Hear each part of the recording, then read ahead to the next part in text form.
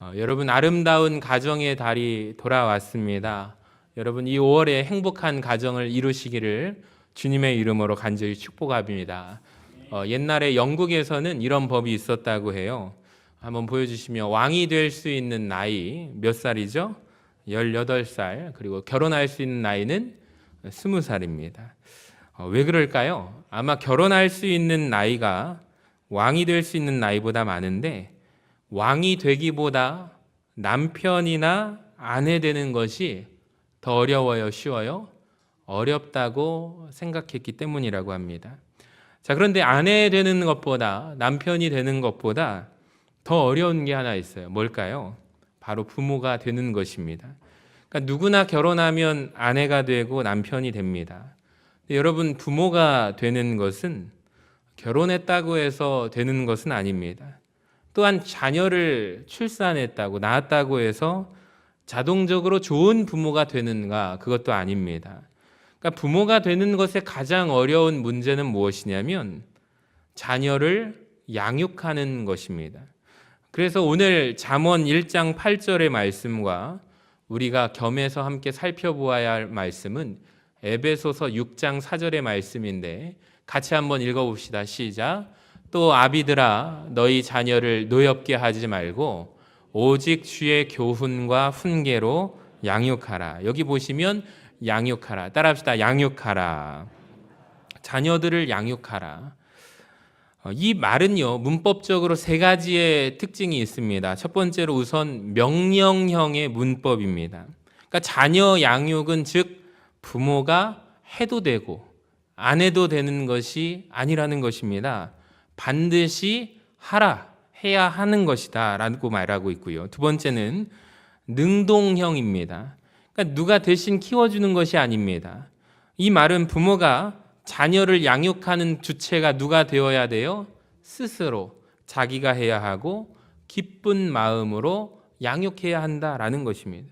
자, 세 번째로 현재형의 문법을 가지고 있습니다. 자녀 양육은 우리 가정이 좀 안정되고 나서, 아니면 혹은 물질적으로 재정적으로 어려움을 이겨내고 나서 나중에 할 것이 아니라 언제 하라?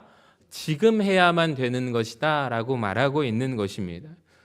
우리가 성경적인 관점으로 또 가정들을 믿음으로 세워나가기를 원하는데, 세상의 지혜와 지식에 우리가 전문가들의 말은 잘 듣기를 원하면서 우리가 성경적인 관점에는 소홀한 것 같습니다. 바라기는 5월 한 달 우리가 하나님께서 세우시고 디자인하신 가정이라고 우리가 고백을 한다면 우리 가정의 기초가 예수 그리스도가 되기를 간절히 소망합니다.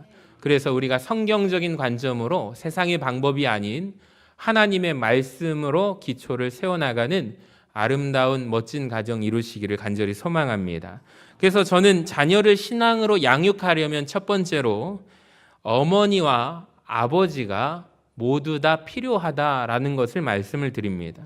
자, 에베소서 6장 4절에 보면 사도 바울이 우리에게 말하는데요, 아비들아 라고 말하고 있습니다. 왜 어미들아, 아비들아 라고 부르지 않고 바울은 아비들아 라고 부르고 있을까요? 실제로 가정을 분석해 보니 많은 가정에서 자녀 양육의 많은 부분을 맡고 있는 분들은 누구예요? 어머니들입니다. 어머니들이 자녀들과 많은 시간을 보냅니다. 그래서 우리가 성장하고 자랐습니다. 어머니가 입히시고 먹이시고 안아주고, 잠을 잘 때에도 아버지한테 가는 자녀들도 있겠지만 대부분은 다 누구에게 가요? 엄마 품에 안겨서 잠이 듭니다. 그렇다고 해서 어머니들만 자녀들을 양육한다, 이것은 아닙니다. 자녀 양육자에는 어머니도 필요하지만 누구도 필요해요? 아버지도 필요하다라는 것입니다.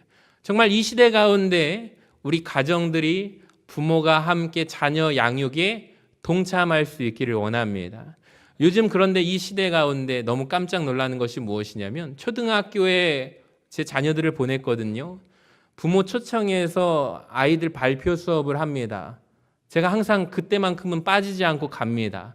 이때라도 안 가면 안 될 것 같아서 꼭 갑니다. 그런데 놀라운 것이 저희 자녀들 담임 선생님이 남자 선생님이 된 적이 한 번도 안 됐다는 것입니다. 늘 궁금했습니다. 왜 남자 선생님이 서신초등학교에 없는가? 아닙니다. 있습니다. 있는데 비율이 9대 1이랍니다. 너무 놀랐어요. 그래서 많은 분들이 기도하는데, 하나님, 우리 아이들이 여자 선생님도 좋지만 남자 선생님을 만날 수 있기를 원합니다. 믿음을 가진 학부모들이 그렇게 기도한다라는 것입니다. 중학교 가면 좀 다르겠지 해서 봤더니 서신중학교에 이제 큰 애를 보내고 났어요. 얘기를 들어보니까 선생님이 제가 당연히 남자 선생님이라고 생각해서 들었는데 나중에 듣고 보니까 여자 선생님이에요. 저한테 말을 하는데, 아빠, 중학교에도 남자 선생님이 많지 않아요 라고 얘기를 하더라고요. 저는 따뜻한 어머니의 품도 중요하지만 까끌까끌한 수염을 갖고 있는 남자분들의 아버지의 사랑도 우리 이 시대의 자녀들이 경험할 수 있기를 원합니다. 아멘 좀 크게 해주시기 바랍니다. 그래서 우리 교회 교사들은 참 감사하게 남자 선생님도 많이 계십니다. 할렐루야. 여자 선생님들만 있는 것이 아니라 모두가 우리 자녀들이 정말 그래요. 남자 선생님들의 좋은 영향력도 받고, 가정에서 아버지의 좋은 영향력을 받고, 어머니의 따뜻한 그 품도 경험하고, 교회에 와서 그 사랑을 충만하게 받게 되는 우리 다음 세대들이 자라나기를 간절히 소망합니다. 그래서 양육에는, 한 생명을 양육하고 자녀 양육에는 어머니만 필요한 것이 아니라 아버지도 동일하게 필요하다라는 거예요. 어느 한쪽만 전담해서 하는 것이 아닙니다. 4절 뒷부분을 보시면 오직 주의 교훈과 훈계로 양육하라. 여러분, 자녀 양육에는 두 가지가 있습니다. 첫 번째로 교훈과 훈계입니다. 그러니까 교훈과 훈계는 하나님 말씀의 두 가지 요소가 있어요. 첫 번째로 훈계는 경책의 말이고, 또 그리고 교훈의 말씀이 있다라는 것입니다. 즉 쉽게 말한다면 교훈은 무엇이냐? 잘한다라는 것입니다. 그리고 경책은 무엇이냐면 하지 말라라는 것입니다. 이 두 가지가 함께 자녀들을 양육해야 한다라는 것입니다. 생각해 보십시오. 만약에 잘한다고만 하면 그 자녀가 잘 될까요? 잘 되지 않습니다. 그러니까 함께 가야 합니다. 잘못한 것에 대해서 훈계를 해야 한다라는 것입니다.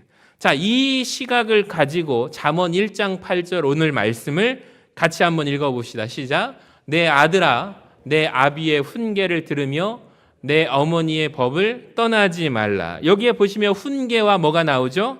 법이라는 말이 나옵니다. 훈계는 무엇인가? 히브리어로 무사르라는 단어인데요. 이 말은 징계라든지 매를 드는 것을 의미합니다. 그리고 법은 무엇인가? 율법, 하나님의 말씀, 곧 토라의 말씀을 의미합니다.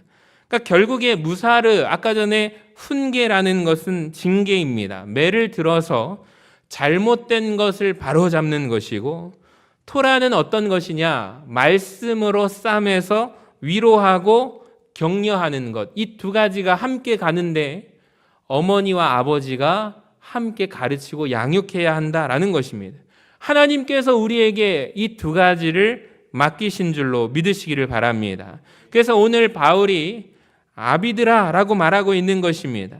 그러니까 자녀 양육의 책임이 어머니에게만 있는 것이 아니다. 아버지에게도 있다 말씀하는 것이죠. 여러분, 우리가 자라면서 경험하는 건 뭡니까? 우리는 어머니로부터 많은 사랑을 받았습니다. 엄마 품에 안겨서 보호와 안정을 많이 받으며 자랍니다. 자, 그런데 아버지 사랑도 필요해요. 아버지로부터 우리는 어떤 영향력을 받게 되는가? 자신감을 얻게 됩니다. 그리고 이 세상 가운데 어떻게 살아갈 것인가 영향을 받게 됩니다. 배웁니다. 그래서 옛날 성경시대의 아버지들이 자녀들에게 꼭 하는 것이 뭘까요? 이름을 지어주는 일입니다. 아버지들이 자녀에게 이름을 지어줍니다. 그리고 기술을 전해주고 직업을 전수합니다. 가문의 명예, 재산을 자녀들에게 아버지가 물려줍니다. 그리고 가장 큰 것은 무엇이냐면 존재의 정체성을 아버지로부터 배웁니다. 자신감을 얻게 되는 것입니다. 특히 아들은 자라면서 오늘날도 마찬가지입니다. 가정 안에서 아버지로부터 많은 영향을 받게 됩니다. 그러니까 아들은 아버지의 모습을 통해서 자기의 미래를 일치시킵니다. 그러니까 곧 아버지는 아들에게 어떤 모습이냐면 자기 미래의 자화상이라는 거죠. 그래서 좋은 부모, 좋은 아버지 밑에서 성장한 자녀는 자신감이 넘쳐서 성공합니다. 딸은 어떻게 되는가? 아버지의 영향을 어떻게 받냐면 미래에 이룰 가정의 모습을 봅니다. 좋은 아버지를 만나게 되면 남자에 대한 좋은 생각을 갖게 되고 행복한 가정을 이루게 됩니다. 어머니가 자녀들에게 살아갈 수 있는 힘을 제공한다면 아버지는 곧 자녀들에게 살아갈 수 있는 표준을 제공합니다. 그래서 어머니만 있어야 하는 것뿐만 아니라 아버지도 함께 가정 안에서 영향을 주고받으며 자라가야 한다라는 것이죠. 그래서 엄마 아빠는 같이 있어야 되고 자녀들과 함께 있으면서 삶으로 가르치는 것이 가정교육이라는 것입니다. 여러분의 가정교육이 믿음 안에서 세워져 가시기를 주님의 이름으로 간절히 축원합니다. 자, 자녀를 신앙으로 양육하려면 두 번째는 같이 한번 읽어볼까요? 시작. 아버지는 자녀에게 하나님입니다. 여러분, 이 말은 아버지가 실제로 하나님이라는 의미가 아닙니다. 하나님의 역할을 하는 것이라는 것이죠. 그러니까 아버지를 하나님으로 인식하는 우리의 본성, 인간의 본성은 다 똑같다고 합니다. 이 본성은 이스라엘에게도 있었고 대한민국에도 있고 세상 모든 나라에 있습니다. 그러니까 여러분 생각해 보세요. 하나님이 눈에 보입니까? 눈에 보이지 않는 하나님을 누구를 통해서 보려고 하냐면 보이는 육신의 아버지를 통해서 하나님의 신 존재 자체를 인식하려는 경향이 모든 인간의 본연적인 본성의 특징이라는 것입니다. 이것이 하나님이 주신 인간의 본성입니다. 그래서 성경에서도 하나님을 뭐라고 불러요? 아버지라고 부릅니다. 그래서 우리는 우리의 육신의 아버지가 참 중요합니다. 인간적으로도 중요하고 신앙적으로도 중요합니다. 인간적으로 아버지는 우리의 성품과 삶에 영향을 미치기 때문에 중요하고 신앙적으로 아버지가 좋으면 하나님도 좋고 아버지가 나쁘면 하나님도 나쁘기 때문에 중요합니다. 제가 예전에 신학을 할 때 성적이 좋지 않아서 기숙사를 떨어진 적이 있습니다. 그래서 특히 2학기 성적이 떨어지면 아무리 기다려도 신입생 우선으로 뽑기 때문에 공부를 잘 못하면 큰일 나는데 2학기 성적이 제가 그때 좀 놀았나 봅니다. 그래서 성적이 많이 안 좋아서 기숙사에 떨어진 적이 있습니다. 기도하면서 기다려도 기숙사 예비 순번은 제 번호가 불려지지 않았습니다. 결국에 친한 친구가 자취를 하고 있는데 그 친구들에게 나 좀 같이 살게 해주라 라고 한 적이 있습니다. 그래서 제가 자취방에 들어가서 산 적이 계기가 되었습니다. 참 감사하죠. 만약에 그랬다면 어떻게 살아야 될까? 집은 전주고 학교는 수원인데 어떻게 다녀야 되나 막막했습니다. 친척 집은 더 멀고요. 그래가지고 이제 기도하던 중에 자취를 하게 됐는데 익산 출신의 친구와 군산 출신의 친구와 저는 전주 출신입니다. 참 재밌는 게 같은 호남 사람들이 같이 방을 쓰게 됐어요. 김치도 먹어보니까 익산 김치, 군산 김치, 전주 김치가 다 다르더라고요. 군산 김치가 그렇게 매운 줄 몰랐습니다. 전주 김치가 자꾸 맛있다고 저희 어머니께 김치를 보내달라고 하는 거예요. 참 그 친구들하고 재밌게 살았습니다. 아마 그때 좀 제가 더 인간적으로 좀 이기적이었다면 그때 사람 사는 공동체를 좀 배웠던 것 같습니다. 양보도 하고 사람에 대해서 이해도 하고 또 그렇게 노력했던 경험이 있는데 한 친구가 나중에 그런 얘기를 합니다. 군산 출신의 친구인데 얘기를 들어보니까 자기는 할머니 품에 손에 자랐다는 거예요. 군산에서 이제 논밖에 없는 할머니 집에서 자라는데 아버지하고 어머니는 이혼한 것도 아니지만 이혼한 것처럼 사셨답니다. 아버지는 서울에서 사업을 하시는데 소위 다단계 사업을 하시고 어머니는 저 거제도 섬 쪽에서 식당을 운영을 하시다 보니까 명절 때 되면 부모님이 오실까 해가지고 1년에 한 번 부모님 얼굴을 볼까 말까 하고 주로 전화 통화를 하는 친구라는 거예요. 이 모습 가운데 이제 전혀 몰랐습니다. 대충은 알고 있었는데 저한테 그런 고백을 한 거예요. 인철아, 이제 연애를 시작했습니다. 그 친구가. 그래서 제가 축복해 줬습니다. 그래서 돈이 없을 때 제가 제 용돈을 좀 털어서라도 야, 그 친구랑 영화도 좀 보러 가고 데이트도 좀 하고 그래 가지고 힘을 좀 복돋아 줬습니다. 저는 그때 사귀지도 않았는데요. 제가 뭐라고 막 그렇게 훈수도 두고 그랬는데 이 친구가 고백을 하는 거예요. 자기는 좋은 아버지상을 보고 자란 적이 없어서 두렵다는 거예요. 그래서 기도를 해달라라는 거예요. 생각해 보니까 제가 생각하는 아버지의 모습은 저희 아버지를 보았기 때문에 이 친구랑 얘기를 하면서 아버지의 모습에 대해서 이 친구는 전혀 막막한 거예요. 또 자기가 불안한 거예요. 내가 가정을 이루게 되면 어떤 가정을 또 아버지처럼 가정에게 상처를 주지는 않을까. 그래서 이 친구랑 얘기하던 중에 깜짝 놀란 게 자기는 계절이 되면은 반팔을 입다가 긴 옷을 입게 되잖아요. 사람은. 그걸 누가 알려줘요? 아이들한테. 부모님이 입혀주잖아요. 얘야 날씨가 추우니까 우산 들고 가라. 얘야 날씨가 추우니까 긴팔 입고 가라. 그러다 감기 걸린다. 근데 이 친구는 교회에서 1년 내내 사계절 옷이라고는 반팔만 입고 뛰어다니는 거예요. 논밭을 뛰어다니다 교회 선생님이 얘야 너 그러다 감기 걸린다. 그래가지고 긴 옷 입혀주고 그러다 보니까 교회 안에서 사랑을 받고 신학을 하게 된 친구예요. 그래서 그 얘기를 들으니까 마음이 굉장히 짠해서 항상 생각날 때마다 기도를 합니다. 2 아들 낳고 잘 살고 있습니다. 할렐루야. 그래서 아름다운 가정을 이루었어요. 그래서 제가 그때 느꼈던 점이 뭐냐면 좋은 아버지가 되는 것, 그게 무엇일까? 전 당연한 것이라고 여겼던 것이 친구를 통해서 다시 저를 돌아보니까 역시 우리는 그 부분에 대해서 고민하고 성경적인 말씀을 통해서 두려워하는 마음으로 나에게 맡겨주신 귀한 자녀들의 양육은 대학을 보냈다, 결혼을 해서 시집장가 보냈다 끝이 아니고 내가 사는 날 동안에 이 자녀들을 양육해야 하고 길러내야 한다라는 것이죠. 여러분 이것이 우리 모두에게 하나님 말씀을 통해서 양육 방법으로 될 수 있기를 주님의 이름으로 간절히 축원합니다. 그래서 보이는 부모가 육신의 부모가 신앙적인 영향을 미친다는 것을 우리는 알아야 합니다.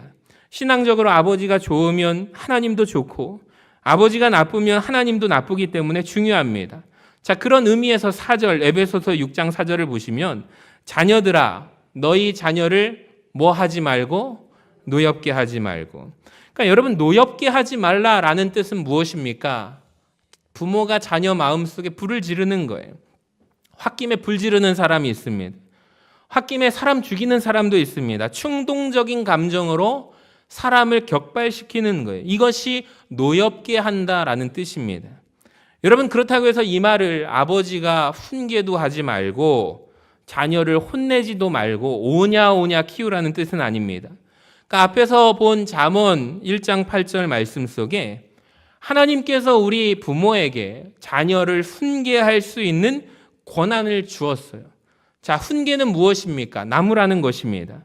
성경도 훈계의 중요성에 대해서 인정합니다. 잠언 29장 15절을 읽어볼까요? 시작. 채찍과 꾸지람이 지혜를 주거늘 임의로 행하게 버려둔 자식은 어미를 욕되게 하느니라. 영어 속담에도 보세요. 회초리를 아끼면 자식을 버린다는 속담이 있습니다. 여러분 정말 중요합니다. 교회 안에서도 요즘에 어떤 현상이 일어나냐면 그냥 좋은 게 좋은 거지 누군가의 자녀일 텐데 요즘엔 참 조심스럽잖아요. 그러다 보니까 교회 안에 어른들이 대부분 내가 아니어도 저 잘못된 상황 가운데 저 학생들이라든지 어린이들에게 가르쳐주는 어른들이 교회 안에 사라졌습니다. 그러다 보니까 교회에 와도 부모가 함께 그 아이를 다 컨트롤하고 아이들이 칭찬만 받고 자라는 거예요. 그러다 보니까 교회 안에서 소중함을 모릅니다. 인사할 줄도 몰라요. 이게 한국 교회의 현실입니다. 근데 예전에는 그렇지 않았죠. 예전에는 한 명의 생명을 모든 교인들이 함께 키웠습니다. 유아 세례를 왜 줄까요? 그 어린 생명이 믿음이 있어서 주는 게 아니죠. 부모의 신앙을 보고 세례를 베푸는 것입니다. 그러면서 교인들은 모두가 서약을 하는 거예요. 저 아이 생명을 우리 모두가 함께 공동체가 양육을 하겠습니다라고 결단을 하면서 세례 교육을 주는 것입니다. 세례를 베푸는 것입니다. 그것이 유아 세례의 목적입니다. 그러니까 오늘날 우리 교회 안에서 그런 모습들이, 교회 어른들이 잘못된 것은 꾸지라는 것, 이건 잘못된 게 아닙니다. 훈계입니다. 필요한 것입니다. 부모 입장에서도 내 자녀가 항상 잘하는 줄 압니다. 아닙니다. 근데 잘못된 상황 가운데 지적해주는 어른이 있어야 그 아이도 바르게 자라는 줄 믿습니다. 얼마 전에 이제 장의자를 이제 우리 교회 1층에 놨잖아요. 우리 고 이은순 권사님 장례 마치고 이제 가정에서 헌물해서 장의자를 놓게 됐어요. 원래 예전에 있던 장의자를 다시 놓는 건데 많은 분들이 목사님 이거 바꾸면 안 돼요. 그럼 바꾸면 좋죠. 그런데 기도하다가 그 가정에서 헌물을 하셨어요. 그래서 참 너무나 감사한 게 2층 본당 것보다 제가 좋다고 말씀을 드렸잖아요. 제가 요즘에 쉬는 틈마다 청소를 하는데 제가 깜짝 놀란 건 발견했습니다. 장의자에 신발 자국, 운동화 자국이 한 줄에 딱 2발이 있는 거예요. 순간 제가 화가 확 났습니다. 그래서 이 족적을 찾아가지고 범인을 밝혀야겠다라는 사명감이 들었는데 물티슈를 가져다가 결국에 그거를 닦았습니다. 그러면서 어떤 생각이 들었냐면 마음이 아프더라고요. 보이지 않는 곳에서 이렇게 신발을 밟고 신발을 신고 들어가다 보니까 의자에 발자국을 내는 것을 이 친구는 당연하다고 생각했으니까 아마 급하니까 뛰어나갔겠죠. 얼마나 급했으면. 그래도 감사한 것은 의자 한 줄에만 발자국이 난 거예요. 생각으론 제가 찾고 싶었는데 발자국이 어린이 발자국은 아닙니다. 제가 보니까 저보다 발이 더 큰 것 같아요. 누굴까 했는데 그냥 지워내면서 뭐 그럴 수도 있지라고 생각을 했습니다. 제가 이제 중고등부 학생들이라든지 어린이들한테 꼭 교회 어른들이 있으면 인사를 하도록 가르칩니다. 그러니까 목사님만 보면 자꾸 인사시킨다고 해요. 어른들한테 인사하는 것은 당연한 것입니다. 여러분 맞지 않습니까? 인사를 서로 하는 것은 어른에 대한 공경이기 때문에 아무튼 저랑 있으면 이제 아이들도 장로님하고 같이 계시거나 권사님하고 같이 계시면 인사해야지. 그러면 애들이 아빠 아까 했어요 라고 하는데 볼 때마다 인사하라고 제가 가르칩니다. 이것이 하나의 교육이라고 생각합니다. 여러분도 보이지 않는 곳에서 사랑으로 훈계하시는 우리 모든 귀한 믿음의 어른들이 되어주시기를 간절히 축원합니다. 한 가지, 학대하고 훈계는 달라요. 학대는 폭력입니다. 근데 훈계는 여러분 사랑의 교육입니다. 학대는 불공평한 것입니다. 훈계는 공평한 거예요. 학대는 극단적인 것입니다. 훈계는 적절한 것입니다. 학대를 받으면 자존감이 해쳐지지만 훈계는 자존감을 세워줍니다. 자녀들이 왜 부모에게, 아버지에게 노여움을 느끼게 될까요? 잘못했을 때 꾸지람을 받을 때가 아니라 별 잘못한 것도 없는 것 같은데 아버지가 감정적으로 분노할 때입니다. 그러니까 정상적인 훈육은 부모의 권리입니다. 자녀들도 그것을 인정하고 받아야 합니다. 근데 문제는 이유 없는 감정의 폭발이라고 합니다. 이유 없이 감정을 상하게 해서 자녀의 분노심을 자극하는 것입니다. 자, 그렇다면 한국의 부모들은 왜 가끔 자녀들에게 쓸데없이 분노할까요? 이것을 이제 교육적인 측면에서 한국에서 교육하시는 분석가들이 저마다 해답을 내놓았지만 1번이 뭐냐? 우리나라 안에 있는 가정들의 문제가 뭐냐? 부모들이 자녀를 향한 기대가 커요, 작아요? 크다는 것입니다. 마찬가지로 우리 할머니, 할아버지들이 손주들을 향한 기대가 커요, 작아요? 크다는 것입니다. 이건 동일한 것입니다. 부모가 자녀에게 기대가 크대요. 즉 나는 못했지만 내 때 누리지 못했지만 너는 그것을 누려야 한다. 너는 잘 되어야 한다. 우리 자녀 손들이 잘 되어야 된다라는 생각이 늘 우리 한국 사회의 부모들에게 있다라고 합니다. 어떤 분이 고백을 했어요. 자기 아버지는 높이뛰기 시키는 선수로 만들었다라고 말한 적이 있습니다. 얘기를 들어보니까 육상 선수가 그림을 한번 보여주시면 뛰어가가지고 이 점프를 해서 가로대를 깃털처럼 안 닿고 살짝 넘었을 때 가로대가 떨어지지 않고 그대로 움직이지 않으면 성공입니다. 이것이 높이뛰기 방법인데 이게 무슨 말일까요? 자기 아버지는 높이뛰기였다. 그러니까 본인을 2m 높이 가운데 뛰어라 라고 해가지고 뛰었더니 칭찬을 받을 줄 알았는데 10cm를 올린답니다. 그래서 2m 10cm를 뛰라고 하시고 또 2m 10cm를 뛰었더니 2m 30으로 만들고 또 반에서 높은 수준을 요구했다는 거예요. 반에서 10등 안에 들어라. 10등 안에 들면 또 뭐라고 해요? 칭찬이 아니라 3등 안에 들어라. 그래서 죽어라 공부해서 3등 했더니 뭐라고 하시냐면 칭찬이 아니라 이번에는 좀 시험이 쉬웠나 보지 라고 말하면서 1등 해라 라고 그러더랍니다. 그러니까 언제 한번 잘했다 칭찬해 들은 적이 없대요. 그래서 아버지의 지나친 기대 가운데 여러분 이것이 자녀를 노엽게 하는 것입니다. 자, 또 자녀를 노엽게 하는 것 중에 하나가 우리 한국 사회에서 있는데 두 번째는 내가 너를 낳았으니 내가 알아서 키운다 라는 생각이 있다고 합니다. 그래서 옛날 부모님들이 입만 열면 하는 것이 있습니다. 내가 너를 어떻게 키웠는데. 혹시 이 말을 들어보신 적이 있으십니까? 이 말만 하면 자녀들이 할 말이 없다고 합니다. 실제로 부모가 어떻게 키웠는지 알기 때문입니다. 어르고 달래서 사랑으로 극진하게 키웠습니다. 그런데 여러분, 이 말을 꺼내면 자녀들은 할 말이 없습니다.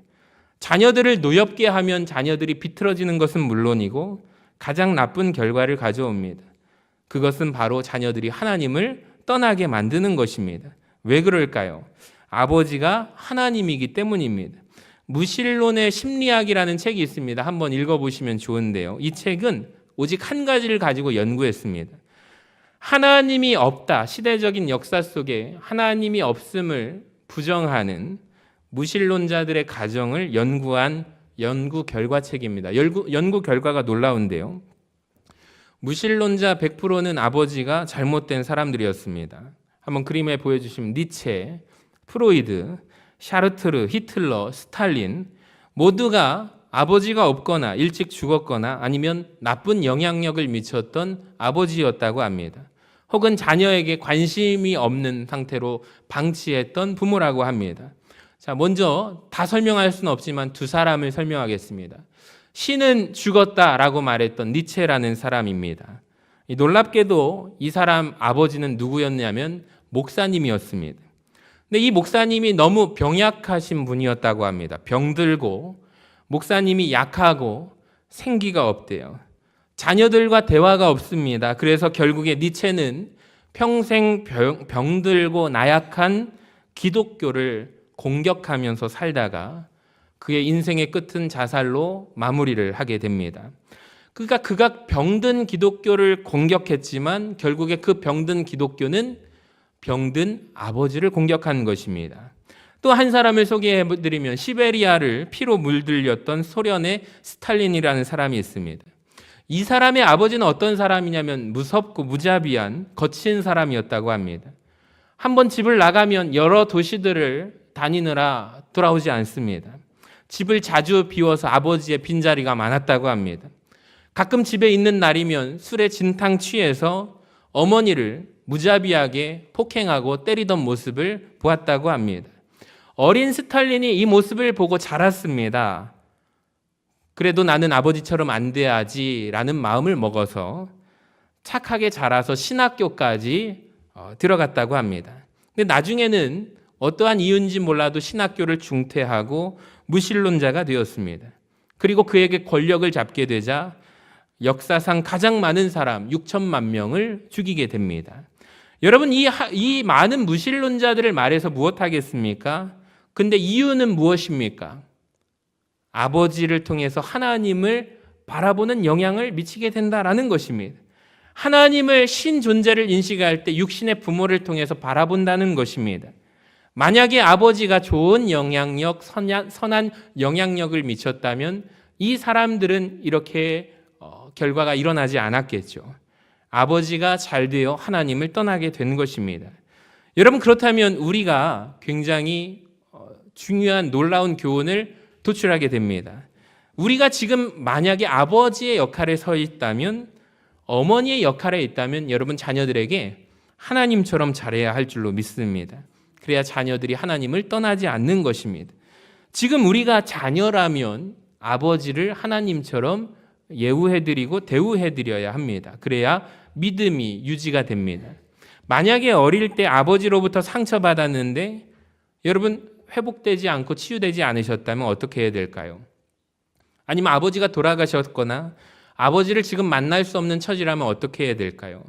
여러분 살아계시다면 찾아가서 용서하시고 돌아가셨다면 마음으로 용서하는 우리 모두가 되시기를 바랍니다.